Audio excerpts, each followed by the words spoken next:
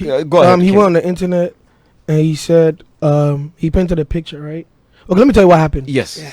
Basically, I've known Sadiq before I blew up. Like, even before I knew my management right now. We have our own personal relationship. Okay. You understand what I'm saying?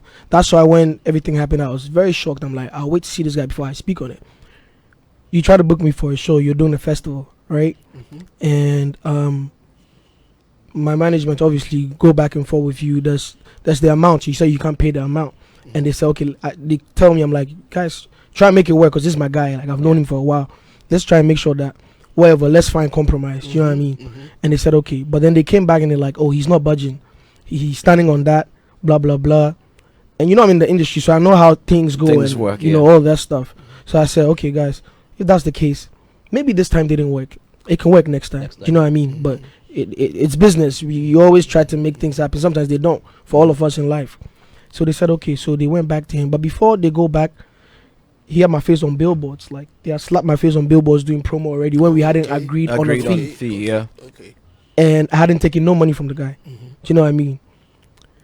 I think Kill Beats called him when he saw, because when I saw it, I called like, what did we close this deal? And they said no. I'm like, but I'm just seeing tags on my Instagram. I'm seeing billboards in town. How's this happening? Because I don't want my fans to think that I'm going here when you're not going to be like there. I'm telling them something I'm not doing. Yeah. I tried to keep it as real as possible. Do you know what I'm saying? And because of things we've endured in the past, like, I don't like those things to happen to me again. You know what I'm saying? So I told him, like, bro, you guys need to fix this. So I think Kill Beats called him, the relationship he has with him. Has nothing to do with me. And they had their conversation. I don't know how it ended. Yeah. But when Kill Beats came back, Sadiq said, this guy gave him confirmation. And I asked this guy, did you give? This guy just said, Sadiq said, that guy. I'm like, what's this job? So I mean, what you're saying is that Sadiq said somebody from your team gave confirmation. Yes, and the person just said, happen. and I had the person call him in front of me. Okay. And I heard when he said that guy also gave, because he said Erasmus gave him confirmation. Okay. And then when I asked him Erasmus, he said Kill Beat said he could go ahead. Okay. So I'm like, what are you guys doing? So Killer called angrily because he felt like his name was being lied on. Exactly. And he said, bro, what's like, you're doing this? Please take his thing down. Take it down. And they had their own thing and then they left it.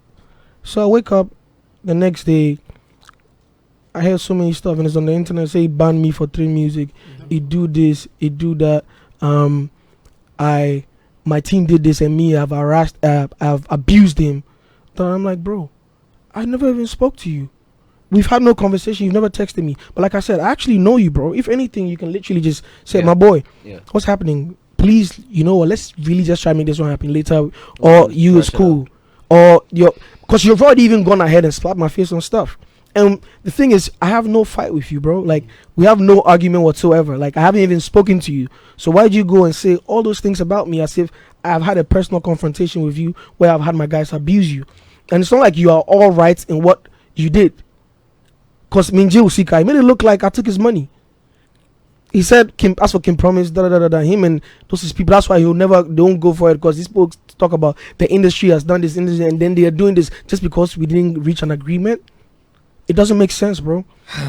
Makes no sense. And I'm like, bro, I remember so well before I blew up. Like, this guy, we've had conversations and I know how he feels about the industry and how things happen, right? Yeah.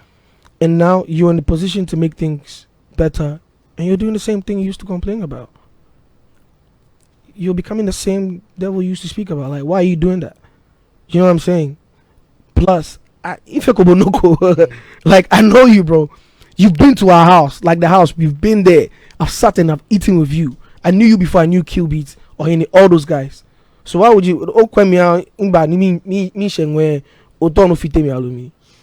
Let's hear his version as well. Then we'll see if we can close this amicably, because for us, we are not big people. Yeah. Alaji.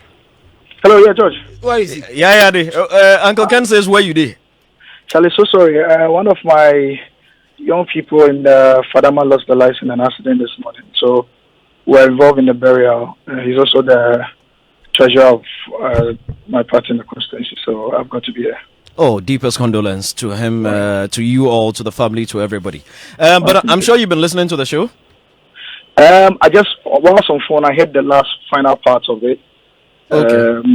We're Yeah, having a but I mean, conversation with Kim Promise, and we know very well during the three music time, Uncle Ken actually drew our attention to it. Thank you. And for Yeah. us, our focus is not to, our focus is not to sort of, bring back old issues or stuff like that. Our focus Right. is to sort of, mend the broken relationship, if there is any Right. relationship that's broken at all, so that we can have a better future, a better way forward. Kim Promise has spoken very nicely of you, how he knew you way back, how you guys have a great relationship, and how he was pretty disappointed because he thought, based on the relationship that you had with him personally, this thing didn't need to get to where it was, to the extent that you were on social media saying all sorts that made him look very, very bad.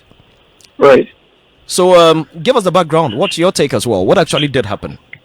Well, I mean, Promise is right. I mean, I think somebody sent me a video yesterday regarding the fact that I've known him and I've always stood for his interest and sought for him in the industry for a long time now. Now, my emotional outburst was born out of a number of things. So, Kim Promise's team have had to, on different times, disrespect me unfairly. You know, there was a first instance when Kim Promise won an award and was supposed to deliver to him. There was a disrespect from his team. Mohini and Kilby. There was a particular year when he lost out, I think, on Male Vocal Artist of the Year to Kiddy. Kilby called directly as well to disrespect me. It was very bad. Now, beyond that as well, sometimes I'll reach out to them and just explain to them how things work and all of those things. And it still seeks his interest. Because even quite apart from the insult, Kilby, or the assault, the attack he gave on me the second time, I still was involved in a particular project that he and Kilbit was involved in. Most importantly, they were doing an industry event where a lot more industry people didn't want to attend because they didn't have relationships with them. I was neck deep in it trying to help them organize. It was a twist. Mark Okokumanto will bear me with him. He didn't really want to come. So we jumped in and did all of that. Now, on Wadalat, what happened? We reached out and wanted to book King Promise. They had initially indicated the figures that they wanted to charge. I think it was 60,000. We made a counter for 50,000, and then we agreed on that. Now, when we agreed on that, now there was, because Wonderland was happening in the Shy Forest Reserve, his team now wanted transportation. So initially, we were making the case that since it was happening in Accra, they needed to manage our transportation just like everybody else, you know. And so, but eventually, we yielded to that request, and I said, okay, well, I was going to make one V8 car available for them. And then his team said no. They didn't like the V8, only the V8. They wanted about 3 V8s. So I asked, what and what was it? They said, well, they had a security team and a number of people that were going to come with them and all of those. So there was a stalemate regarding that. So I remember even when we were ready with our part payments, signed the checks and everything, I called them and said, guys, can we proceed on this particular part? The transportation part, we can always sort it out so we'll break comms. There was a stalemate. So I went ahead to break the comms for the first lineup. Kim Promise was not part of it. Now, our two business manager had come to my office, Ike and Erasmus. Now, when he came to my office, I was complaining bitterly to them about the fact that, look, Promise is somebody that I've always sought for. Promise is somebody I've always sought to enable. And nobody can deny that fact. And even aside of the fact that he's never enabled me back, often when I call them for something, I do not ask for favors. I call and I will negotiate very well. But I'm surprised that an issue of transportation and all of those things should actually prevent us from making communication and proceeding with this. So I think Ike went to Kilbeat and then complained to Kilbeat about it and everything. And so they were together. Ike called me. Kilbeat spoke to me directly and said, oh, Chief, don't be angry. We recognize our relationship and everything and stuff like that. So you go ahead. I said, go ahead to do it. He says, oh, no, don't worry. Just go ahead to break comms. We have a relationship. We can always sort out the issues after. So I said, okay, cool. Now, a day after, a member of their team had indicated to me that, Chief, Erasmus, he says, whatever it is, please, you just please sign it off with these guys. And I said, but Kilbit is the main guy that everybody says they needed to go back to. So if Kilbit has called me to say I should go ahead, I will just go ahead. Don't worry. So we went ahead with the second lineup. In this case, Promise was part of it. Now, when we went ahead with the second lineup, I got a call. I was in a meeting. Various different teams and everything. Again, Kilbit again. Attack, insult, and everything. And then I reacted. I told Kilbit, look, I'm not going to take this disrespect from you. This is the upteenth time you're having to disrespect me over some of these things. If you never ask me to go ahead, I will never go ahead. Checking with anybody in the industry, I'm not that reckless. I will not go ahead if you can ask anybody. Typical Sadiq will never go ahead if you didn't tell me to go ahead with that. So I was really pissed. For almost 4 hours, all of us were on phone. Erasmus would call, I would call. Everybody was trying to tell me I should calm down. Qubit is like that and all of those. I was like, no, I won't take this. This is the third time Qubit is having to disrespect me without me actually reacting to it. But this is the point. This is the breaking point for me. I'm off everything. You guys know how passionate I am about King Promise. You guys know how out of my way, even without saying it to you, what exactly we've done, things will do to enable King Promise. But if this particular thing is not valued enough and Qubit, after you've told me to go ahead with this, will call me to disrespect me, I'm sorry. I'm off everything King Promise. That's it. I'll stay in my corner because obviously if an artist and their team continue to show that you are not valued and at the least then they will disrespect you and everything. And in this particular case, it wasn't my fault. Qubit, and I'm mentioning the name, he's alive. He expressly called me. Yeah, my two witnesses is Ike and Erasmus on their phone and said, Sadiq, go ahead. Why would I go ahead and put King Promise his image out there? And King Promise, this thing that you're saying, you said the same thing on radio that you spoke to this, you spoke to that. Qubit is alive. Ask him, didn't he ever say to me on Ike's phone that go ahead and still start your publicity and then we can complete the other part of it? So we went ahead. All right, so Sadiq, Sadiq, hold in on. fact, when Qubit called me, now let me just line up. Yes, yeah. When Qubit called me and he was going, oh, no. I said, Qubit, relax, calm down. Whatever issue there is, we can solve. He says, no. He went on and on and on and on and on. So what I did was to just react and register my displeasure to them. And then obviously on radio, when the issues are broken out, I clarify the issue and all of that. But be it as it may, even after that, last week, you can ask King Promise's team. I was on their case for why they are wasting the young man's talent. Actually, Erasmus, Angel is my witness.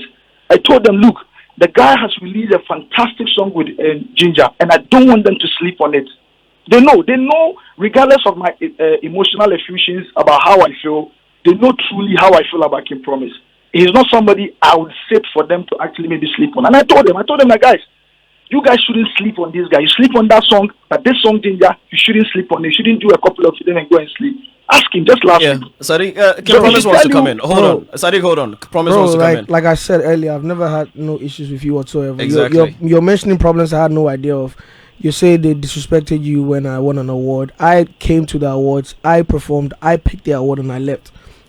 Whether it was delivered to who or what, the award is in my room, so I don't know anything that happened. You're holding that against me. Fine, you've gone on the internet and you're saying right now on the radio that you really love me and but what you did to me, I'll never do to you. Because you go on the radio, the same person you say you love, you're trying to tarnish my reputation, say so many things about me, and you clearly say, you didn't say QB, you didn't say anybody, you said that King Promise guy. He this King Promise. I'm like, Sadiq, I haven't even spoken to you, bro. Like, Promise. Even if you're pissed or you're mad, you can always come because I haven't disrespected you directly in any form. And when I heard anything, I spoke to whoever it came from. I'm like, Killer, did you say this? Erasmus, did you say this? Quaps, what did we agree? You're saying 3 Land Cruisers. Quaps said they asked for 2. You're saying we agreed 50K. You were asking for less than that. But that's not even for the radio. That's business. Like I said, it's not even about the money. If we didn't agree on something, maybe it didn't work this time, it can work another time. But regardless the fact that all of that has happened, me waiting pay me be say you go internet, you did radio, you did TV, where they talk some kind of things about me, where I never do anything. Both Sadiq and Promise, both of you hold on. Both of you hold on. Sadiq, hold on. Make allegations. You don't want me to No, Sadiq, I want you to. I'm gonna let you respond. Hold on. Bro, hold on. Allegation. Hold on. I'm gonna let you respond, both of you. Now, there is something that I'm going to bring up, which I think is the bane of this problem. Do you both realize that we wouldn't be here if all these were done by paper, contract, and not telephone conversations? Would you agree? Both of you. We're definitely going to George, hold on. George, you're jumping the gun. If you asked the question, you would have realized that there's actually a paper that I was shared to his team. I have evidences of it. I can say it to you right now. There was a paper. Everything that was supposed to be done, everybody that was involved in it, there was a paper. There was a paper that was supposed to be. I've sent it to him. Again, like I said, if it wasn't Kilbit's disrespect, and I've been consistent about Kilbit and King Promises comes disrespect. So maybe unless he's reporting, somebody came to tell him reported switch, or he listened to it himself and is actually responding. But the point I've made is that, look, this was the third time. Kilbit is not dead. I'm saying it to him today that apart from the first time he won the award, the one we delivered to him at the National Theatre few days before BGME, almost 3 years ago, and then there was a year after when he lost out on Kilbit, called me and attacked me. Kilbit is alive, you can ask him. And then on this particular incident, again, Promise is not listening. I've said that my two witnesses is Ike and Rasmus. When Kilbit said that, look, aside whatever issue and everything, you please still go ahead. Because I was going to go ahead, George. I broke my first comms with that Promise. And I told them I was going to go ahead without people. You know, George, I've always told you this. I do not wait for a particular talent to make an impact. I've always made this point. Sadiq, and I was going to move ahead. So how can we move forward? They called me to ask me to move ahead. Yes, now, you made that point. My bane of contesting here, George, is that he Kilbit again, called and was disrespecting me. Sadiq, so now you are repeating. Sadiq, hold on. Now you are repeating yourself. You've said that. It is true. Kim Promise has also spoken. How can we move forward? Kim Promise has expressed himself about the respect he has for you. You've also shown how much you have a lot of interest in him. You're both great talents, good assets for this country. So how can we move forward and bring closure to this matter? To be honest, George, it's up to them.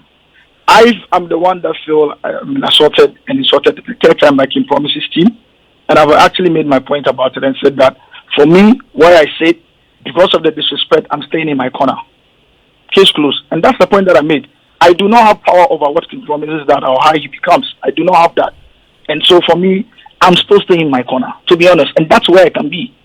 Because if after everything else and the disrespect and the things that I've done to continue to enable and empower Brand King Promise, and I'll be disrespected for the third time. And the talent is sitting in the studio is not actually even recognizing what I've said. He's not actually even asking Kilby that, did you disrespect him? Oh, Sadiq,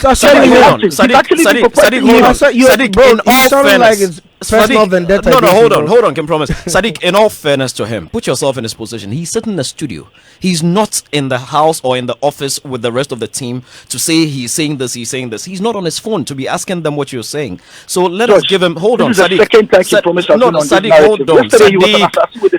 Sadiq, hold on. Kim Promise, you two hold on. Otherwise, I'm going to mute you both. George, this is where gentlemen, hold on. Listen, yes, and for me, like I said, Sadiq, hold on. For me, Sadiq, hold on. Look, for me, I don't like these kind of banters. I am about solutions. So for you, you're saying because of what has happened in the past, which you have mentioned clearly, that disrespect did not come from Kim Promise himself. You have mentioned that. Let us establish that. I want you to ask him if I've ever disrespected him. Yes, no, he's already made that clear. Sadiq, you're there, right?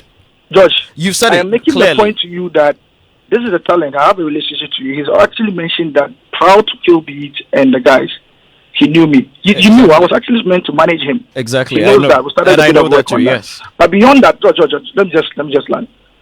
Beyond that, I'm saying that even if he hasn't disrespected me directly, he's making the case that I should have called him. But he also could have called and reached out and say, Charlie, Killer disrespect you, but I'm sorry, say this, that. But beyond that, Promise is actually doing an interview, co-signing what I didn't even know the extent of all this thing until I saw your thing on the internet.